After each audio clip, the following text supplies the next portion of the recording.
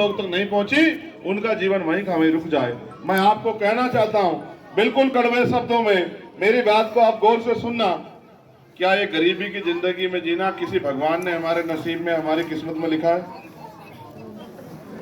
नहीं लिखा। बताओ किसने लिखा?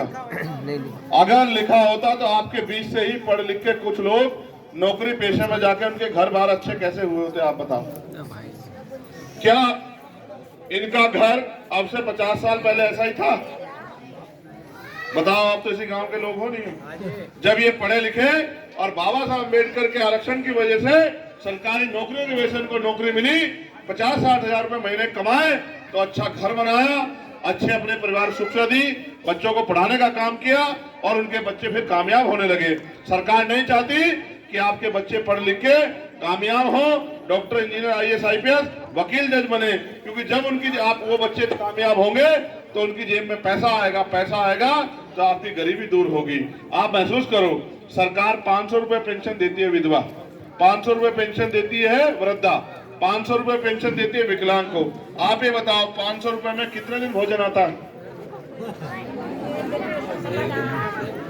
तो अब आप महसूस करो, जिनको बाबा साहब ने वोट का अधिकार शासन करने के लिए दिया था, वो अपनी जिंदगी को उन्होंने राशन पे कर लिया। राशन तो इस देश में जानवर भी खाते हैं, अगर आपने पशु पाल रखा हो, वो भी जो राशन खाता है उसकी व्यवस्था भी हो जाती है। आपकी गरीबी बेबसी कैसे खत्म होगी, आपके घरों में सुख सुविधाएं कैसे आएंगी? उसका एकमात्र रास्ता ये है कि आप वोट से अपनी ताकत बनाओ। जब तक आप ताकत नहीं बनाओगे तब तक आपकी कोई सुनवाई नहीं करेगा, जब तक आप आगे नहीं बढ़ोगे आपकी कोई पूछताछ नहीं होगी।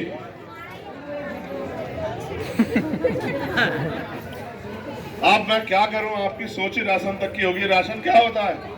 मेरी बात पर गौर करो, आपस में बात मत करो। क्या होता है राशन? कितना राशन देते हैं? 4 किलो, 6 किलो? जब ये राज कहा जाएगा आपके घरों में राशन रखा भी नहीं जाएगा। मेरी बात को आप याद रखना। कहां हवा में घूम रहे हो?